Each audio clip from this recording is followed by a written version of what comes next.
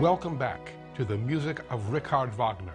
This is Lecture 21, and it is entitled The Ring, Part 5. Siegfried, Act 2, Scene 2, continued. As Siegfried wraps up his horn serenade to the bird, the monstrous Fafner-turned dragon, portrayed by the bass tuba and contrabass tuba, slithers forward from backstage.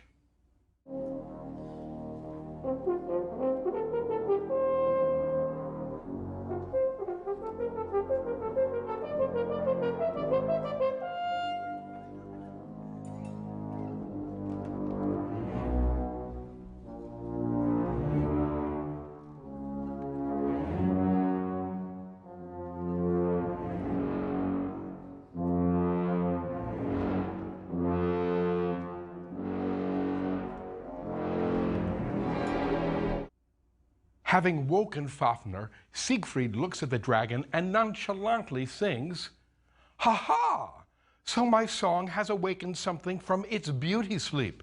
You're a pretty playmate." The dragon is not accustomed to such bravado. He asks, "Was ist da? What's that there?" Siegfried answers, "Hey, if you're a beast that's able to talk, maybe you can teach me something.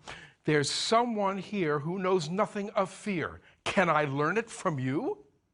Well, the dragon is totally perplexed. He asks Siegfried, "Are you an idiot?" And Siegfried replies, "Brave or an idiot, how do I know? But I'll slice you and dice you if you don't teach me fear." The dragon roars with laughter. "Ho, ho, ho! I wanted a drink, but now I've also found food." And with that, he opens his mouth and reveals about a gazillion teeth. My friends, in any production of Siegfried, we all look forward to seeing the dragon. The lower the production budget, the more ludicrous he is, if we see him at all. The higher the budget, the more ridiculous he is. We listen to the opening of Siegfried's interview with the dragon, beginning with Siegfried's line, "Ha ha! Der Hertha mein Lied. So, my song has awakened something from its beauty sleep." Siegfried and the dragon trade insults until Siegfried announces, "It's time for you to die." To which Fafner the dragon replies, "Right, come and get me, boy." Siegfried draws his sword and, after a bit of dodging about, sinks it into the dragon's heart. No one is more surprised by this turn of events than the dragon himself, who is remarkably civil during the conversation that follows. He asks Siegfried who put him up to this deed and warns him, "Keep an eye out, young man. Whoever goaded you into this deed is now plotting your death. Heed my words." Nice dragon. He knows stuff, and Siegfried has questions. But before they can be answered, the dragon dies. "Drat," remarks Siegfried, "the dead tell no tales." He might have thought of that before he killed the dragon, if he'd bothered to think at all. Siegfried retrieves his sword, and in doing so gets a bit of dragon blood on his hand. "Youchers!" cries Siegfried, "that burns!" He involuntarily puts his burned finger in his mouth, and saints alive, the bird song that surrounds him suddenly becomes intelligible. The forest bird, sung by a soprano off stage, sings, "Hey, the Nibelung's treasure now belongs to Siegfried. He'll find it all in the cave. If he takes the invisibility helmet, it will help him perform wondrous deeds. But if he gets the ring, it would make him the ruler of the world." Why, thank you, bird. Timely information. Siegfried descends into the cave in search of the treasure. Act 2, Scene 3. Who should appear from the woods but Alberic and Mime? They both want the ring, and they argue furiously over it, but neither of them is going to get it because Siegfried emerges from the cave with the ring and the helmet. Alberic slinks off to hide and observe, while once again the bird offers Siegfried some useful advice. Hey, Siegfried better not trust Mime. Siegfried should listen very carefully to the scoundrel's lying words. Thanks to the dragon's blood, Siegfried can now understand what Mime is thinking in his heart.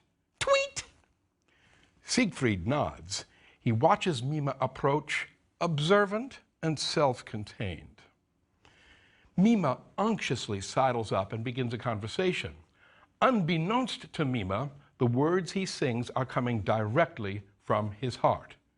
Amiably, even tenderly, Mime sings, "You'll not have to see me much longer. I'll soon close your eyes. You've done what I wanted you to do, and now I only need to steal the treasure from you. It shouldn't be a problem, as you're so easy to fool." Mime gives Siegfried a big, friendly smile. Siegfried grimly responds, "So, you're planning to harm me?" Mime is shocked. "What? Did I say that? Siegfried, my son, I've always hated you. It's the gold that I want, and now you must die." Siegfried responds, "I'm glad to hear that you hate me, but I must pay with my life as well." Mime begins to freak out. "That's not what I said. How could you misunderstand me so?" And so goes the remainder of their dialogue as Mime reveals, 1, his bottomless hatred of Siegfried, 2, that the refreshing draught he brewed during the forging scene is actually a sleeping potion, and 3, once Siegfried falls asleep, Mime intends to hack off his head and take the treasure. While offering the drink to Siegfried, Mime sings, "Now, my Volsung, drink and die." Siegfried's had enough. "Eat my sword, you loathsome babbler!" No Tongue flashes and Mime's head pops right off. Mocking laughter is heard from offstage as Alberic celebrates his brother's death.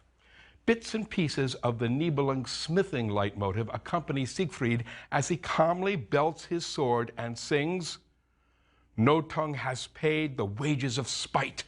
For that I forged it." Siegfried throws Mime's body on top of the pile of gold in the cave and then rolls the dead dragon over the body, blocking the mouth of the cave. He sings, "Guard the glittering treasure together. May you both now find rest." Siegfried's had quite a day. He's tired, but now the forest bird tells him something that wipes out any thought of rest. "Hey! Siegfried has slain the evil dwarf. Now I know a wonderful wife for him. High on a rock she sleeps, with fire surrounding the spot. He who can brave the blaze and wake her would make Brynhildr his bride." Ha-cha-cha-cha! A thoroughly reinvigorated Siegfried runs after the bird, which will lead him to Brynhildr's mountaintop boudoir. Act 3. Wagner more or less completed the first 2 acts of Siegfried in August of 1857. He didn't begin Act 3 until 1869, and he didn't finish it completely until 1871. In the 12 years between completing Act 2 and beginning Act 3, Wagner composed Tristan and Isolde and the Master Singers of Nuremberg, discovered the philosophy of Schopenhauer, was himself discovered by King Ludwig II of Bavaria, and had his affair with Cosima Liszt von Bülow. It is thus something of a miracle that Siegfried, as a work of art, is as cohesive as it is. Nevertheless, the seam between the old and the new is recognizable, particularly in the third act music between Siegfried and Brynhildr, which is, musically, the high point of the piece.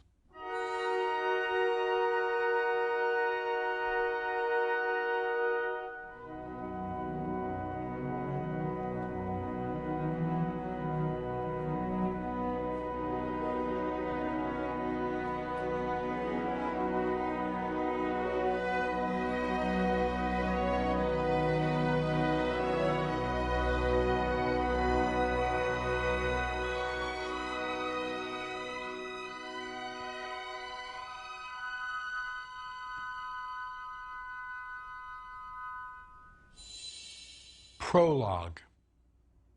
The prologue that follows the prelude is set in two parts. Part 1 features the three Norns, and Part 2 features Siegfried and Brynhildr. Prologue Part 1, the three Norns. They are daughters of Erda, the Earth Mama, and thus half-sisters of the Valkyries. The Norns while away their time spinning the rope of destiny on which they can read of events past, present, and future. They are to Nordic mythology what the Fates are to Greek mythology and what the three witches are to Shakespeare's Macbeth.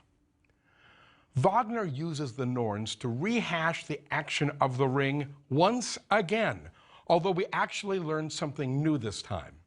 We find out that in order to make the staff for his spear, Wotan broke off a branch from the world ash tree, the legendary tree of life, killing the tree in the process. According to Robert Donington, quote, "The world ash tree is one of the main cosmological symbols of the Teutonic North. In wresting off one of its branches for his spear shaft, Wotan has wrested away from nature some of her primal energy and used it in the creation of culture," unquote. According to the Norns, after Siegfried smashed his spear, Wotan returned to Valhalla, commanded his army of dead heroes to cut down the remnants of the world ash tree and stack its logs in a gigantic pyre around Valhalla. Wotan now sits on his throne in the great hall of Valhalla, surrounded by his fellow gods and heroes, waiting for the end. Fun.